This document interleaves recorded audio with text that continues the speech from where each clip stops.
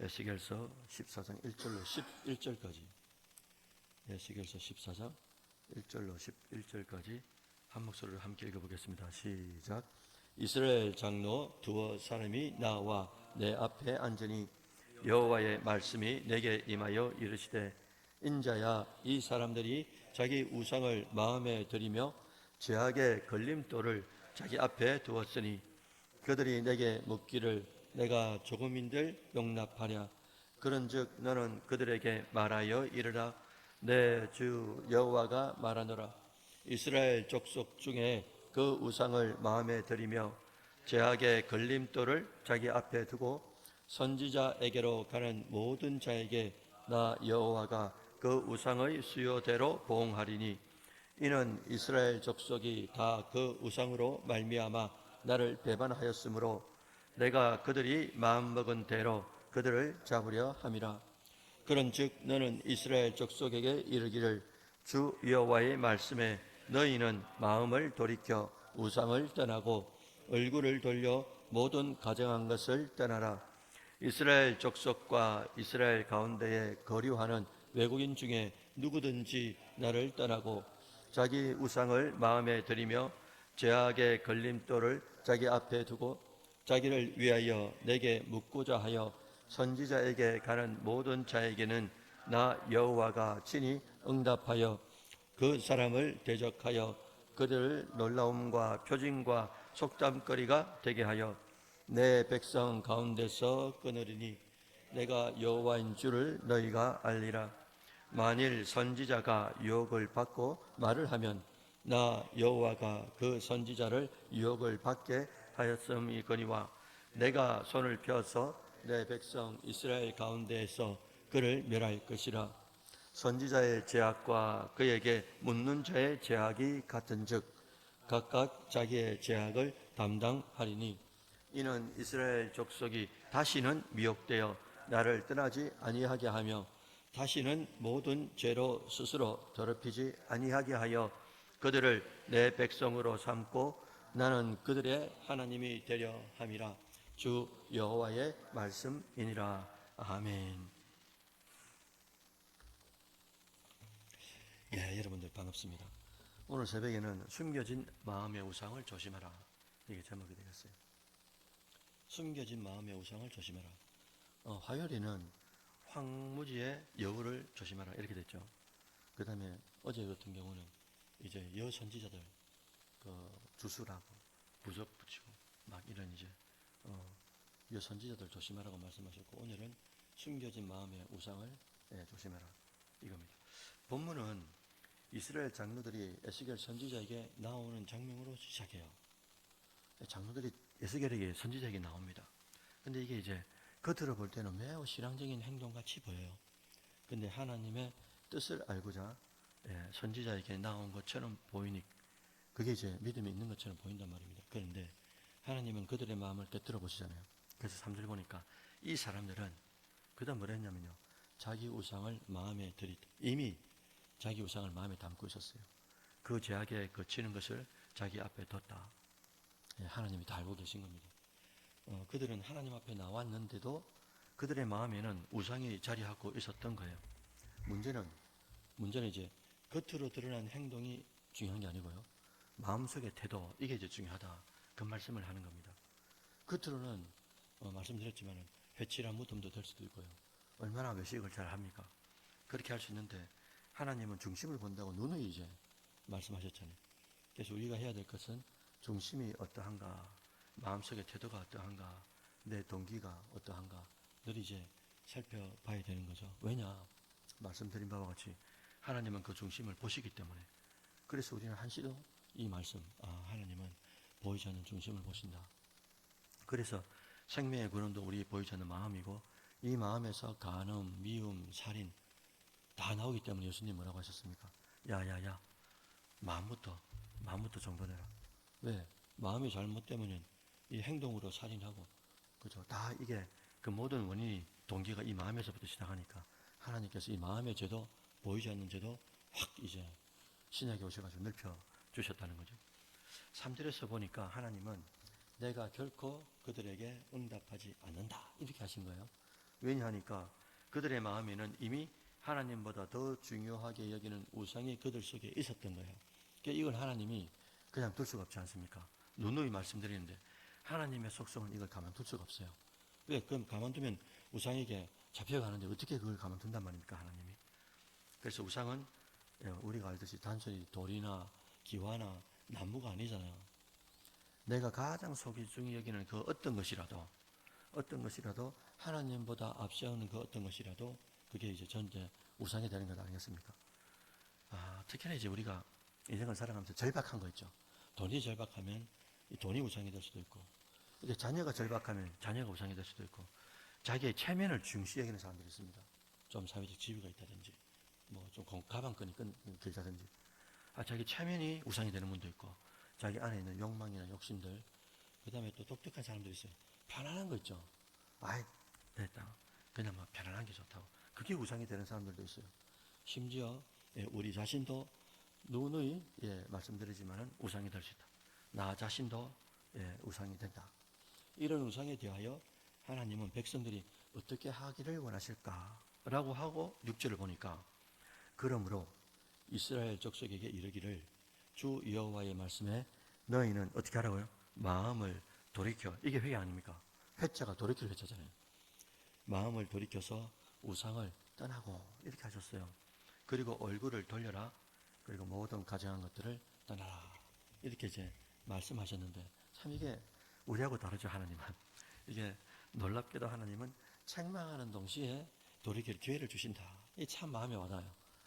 뭘 하시면서도 돌이킬 기회를, 뭘 하시면서도 이렇게 딱 돌아올 수 있는 길을, 다리를, 징검다리를 다 넣으신단 말입니다. 우리는 죄도 미워하고 사람도 미워하고 그럴 때가 많지 않습니까? 어떻게 저런 죄를 지을 수 있냐고 막 그러면서 그 사람을 정죄하고 난도질할 때가 제가 많은데, 하나님은 책망하시지만 왜? 하나님 속성이 그 죄를 가만둘 수는 없으니까 공의로 책망은 들어가지만 그런 또 그 샌드위치로 그 뒤에 또 사랑이 있으니까 징검다리로 돌아올 수 있도록 낳아주신다. 참 이 멋진 하나님 맞아요. 하나님의 무게중심은 결국 뭐냐? 진노보다도, 징계보다도 회복을 원하신다. 이게 하나님의 진입니다. 본심인 거예요, 본심이. 그래서 지금도 말씀으로 깨우치시고 돌이키라고 말씀하고 있는 거죠. 우리가 잘 알듯이 회개라는 뜻은 뜻 그대로 단순히 이제 눈물 흘리는 거, 그리고 뭐 울고불고 하나님 막 이렇게 하는 게 아니잖아요. 학교에서 배울 때 가던 길을 탁 돌이키죠. 가던 길을 탁 돌이켜가지고 그대로 이제 돌아오는 거. 이걸 이제 회개를 하지 않습니까? 오늘 본문을 연계해서 설명하면은 우상을 버리라 하셨잖아요. 우상을 버리고 하나님께로 다시 얼굴을 대면하고, 준향아 고개를 들라. 이 돈이 와가지고, 그죠? 사랑하는 사람한테, 다른 사도들이나 이런 사람들은 고개 안 들죠. 왜? 줄 수가 없으니까. 마음을 줄 수가 없으니까. 9절과 10절에서 하나님은 악한 선지자에게도 경고하세요. 거짓을 말하는 자에게도 심판이 있다. 이거예요. 오늘날도 하나님의 이름을 빌려서 자기 욕심을 채우는 이들이 많습니다. 어제도 우리가 봤고 그저께도 봤는데요. 그뿐 아니라 그 말을 듣고자 하는 자도 하나님께서 심판하신다라고 하셨어요. 그래서 우리가 종종 누가 은사가, 저도 엄청 많이 다녔습니다. 39.5년도 그 봄날에 교회를 딱 갔는데 어머니의 소원이 그거라 해서 뭐 그거 한번 못 가겠나 싶어서 교회를 갔자요. 교회 조그만 교회였습니다. 우리 어머니 모 교회는 큰 교회입니다. 지금도 이제 거기 은퇴 권사님으로 계시고 우리 형님도 계시고 다 계신데, 근데 이제 그 교회에서 나와가지고 조그만 교회를 개척하시면서 교회를 부곡동으로 가셨는데, 이 목사님을 돕겠다고 이제 많은 분들이 가겠다 했었어요. 1년 정도를.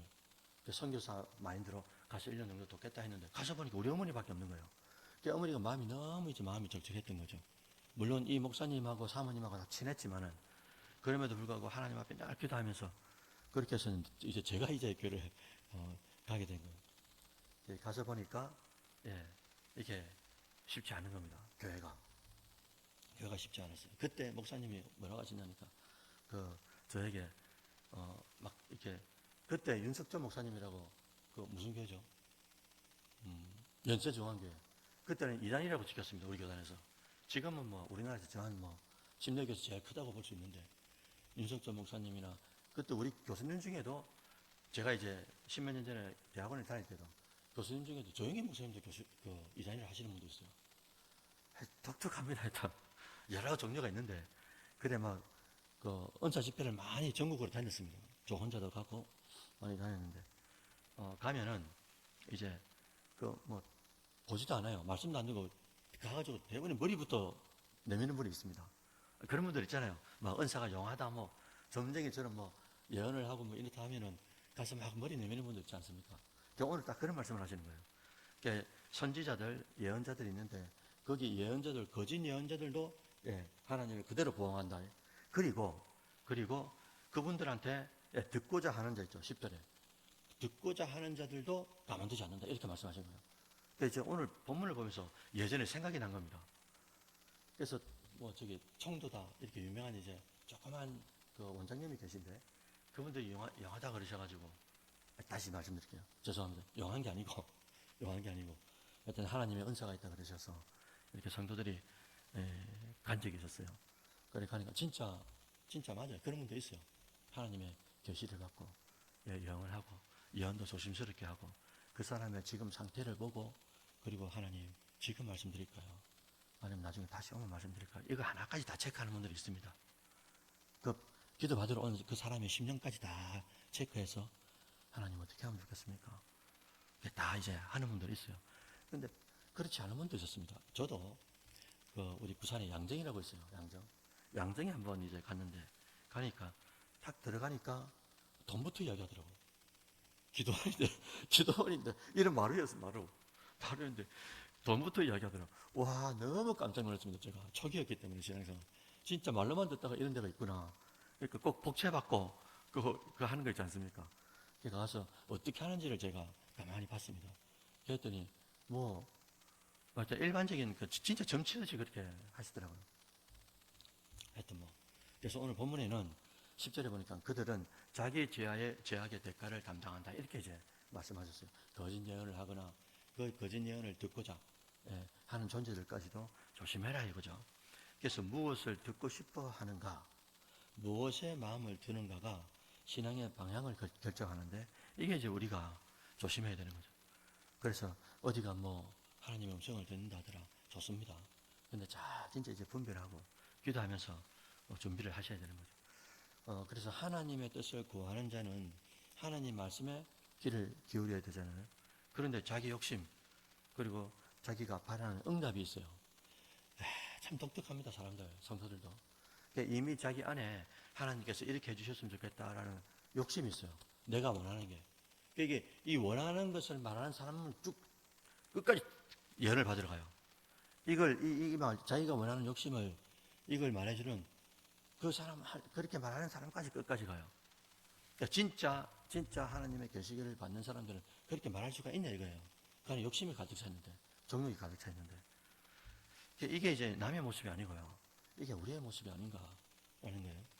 결론적으로 11절을 함께 보실까요? 이는 이스라엘 족속이 다시는 묘되어 나를 떠나지 아니하게 하며 다시는 모든 죄로 스스로 더럽히지 아니하게 하여 그들을 그다음 뭐냐니까 내 백성으로 삼는다. 아니 끝까지 내 백성으로 삼는다. 그리고 나는 그들의 하나님이 되려 함이다. 주 여호와의 말씀이다. 에스겔 가서 전해라. 멋지죠 하나님이. 하나님은 이런 말씀을 왜 하시는 걸까? 왜 하나님이 이렇게 말씀하시는 걸까? 그 하나님의 목적은 단 하나입니다. 하나님이 놓지 않겠다 이거예요. 내 백성이 되게 하겠다.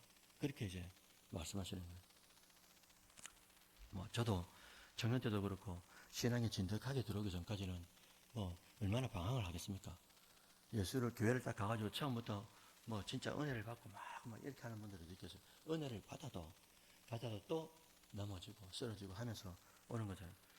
한참 이렇게 진흙탕에 있을 때 그때 교회를 또 모처럼 갔는데 또 목사님을 통해서 하나님의 음성이 들려지는 거예요. 지금 왔느냐 뭐 이런 느낌 있지 않습니까? 와 얼마나 참 이렇게 감동이 되는지 모르겠어요. 딱 그런 느낌인 거죠. 우상을 섬기고 그저 거짓 선지자한테 예언 받으려고 하고 막 그렇게 살아도 그래도 하나님께서 마지막에 뭐라고 하셨습니까? 아니 내가 내 백성이 되게 하기 위해서 내가 붙잡는다. 이렇게 이제 말씀하시는 거예요. 이게 이 하나님의 마음이, 아버지의 마음이 우리에게도 있으면 좋겠어요. 어느 성도가 우리를 힘들게 할 때가 왜 없겠어요? 힘들게 하는 성도들 있죠. 힘들게 하는 목자도 있습니다. 그게 제가 될 수도 있고요. 저가 될 수도 있고. 이제 그럼에도 불구하고 하나님이 일하신다. 하나님이 책임지신다. 하나님을 바라보고 우리가 참을 수 있어야 되지. 그 사람이 돌아오는 걸 보고 참는다. 이러면 힘든 거죠. 왜? 사람을 보고 오지 않은 건 아니니까. 그래서 우리는 우리 자신이 돌이키는 것뿐만 아니라 다른 사람들도 돌이키고 하나님 손에 들어갈 수 있도록 늘 이제 중보해야 되는 것. 그런 이유가 여기 있는 거죠. 왜? 하나님께서 까지 붙잡으시겠다고 말씀하시니까. 예, 내가 좋고 싫고의 문제가 아니고요. 하나님이 그래 말씀하시니 우리도 하나님의 시간을 가져야 된다. 어제 말씀드렸지 않습니까? 그래서 우리의 중심을, 우리의 방향을 하나님께 계속 맞춰야 되는 거죠. 그 예전에 그 뭐랍니까? 트랜지스터 라디오랍니까? 이렇게 돌리면 이렇게 지지지 하면서 그런 것들 있지 않습니까? 주파수를 딱 맞춰야 극동 방송도 나오고. 지금 북녘 땅에 있는 그 어디죠? 제가 직전에 이제 온천제일교회 있을 때도 거기 계시다가 이렇게 오신 분도 있는데 청진인가? 그런 동네 있죠. 이 오신 집사님도 부부가 그렇고 어머니도 이렇게 장모님이죠. 장모님 이 부부도 그 어디 있다고 왔는데 청진이라고 들은 것 같은데 하여튼 거기 있다고 왔는데 거기에 크리스찬들이 그래 많답니다. 크리스찬이 그래 많은데 이게 눈치를 보는 거죠. 그래 이분이 오셔가지고 얼마나 점잖게 교회를 섬기는지 지금 한 마음 초반 좀 밖에 안 됐지만 나이가 저런 신앙인도 있구나. 그래서 넘어오셨음에도 불구하고 저렇게 신앙생활 잘하는 분도 있구나. 참 귀감이 된 적이 있습니다. 이제 북한에서는 주체사상이지만 이 땅에 다시 넘어와가지고 방향을, 중심을 주님께로 딱 이제 턴한 거죠. 바꾼 거죠. 그랬더니 하나님께서 이제 붙잡는 것 아니겠어요? 그래서 나는 지금 마음 깊은 곳에 어떤 의상을 두고 있는가? 예배하고 기도를 하긴 하지만 내 안에 욕심이 가득한 건 아닌가? 세상적인 욕심, 정욕을 가득 채운 것은 아닌가? 이걸 하나님이 받아주시는가? 라고 할 때 아니다. 아니다라는 거예요. 오늘 이 새벽에 하나님 앞에 우리 마음을 솔직하게 좀 이렇게 드러내고요. 그리고 철저하게 회개로 돌아갔으면 좋겠어요. 그래서 우리의 마음의 우상들, 오늘 제목이 숨겨진 마음의 우상을 조심해라 이거잖아요. 숨겨진 마음의 우상들이 얼마나 많습니까?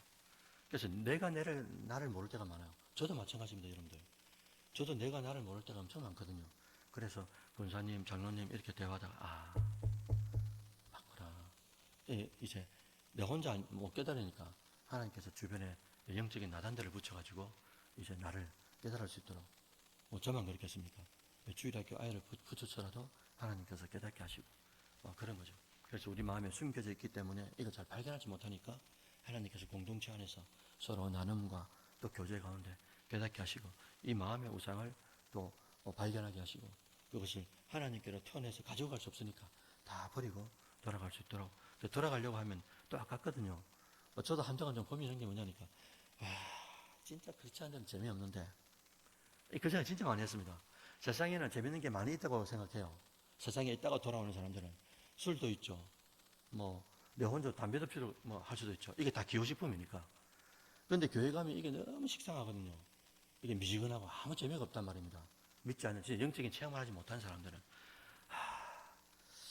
술 먹고, 춤추러 다니고, 이게, 과연 이거 다 끊을 수 있을까 싶은데, 탁, 이렇게 이제, 은혜라는 게 탁 들어오죠. 은혜라는 게 탁 들어오면은, 그다음부터 이제 은혜하고 내가 가지고 있는 습관하고 싸우죠. 그래서 사도 바울이 뭐라 그러냐니까, 오라, 이 사망의 몸에서 나를 누가 건져낼까? 그러니까 하나님께서 원하는 법과 내 안에 육신의 법이 이 두 가지가 계속 싸운다 그러잖아요.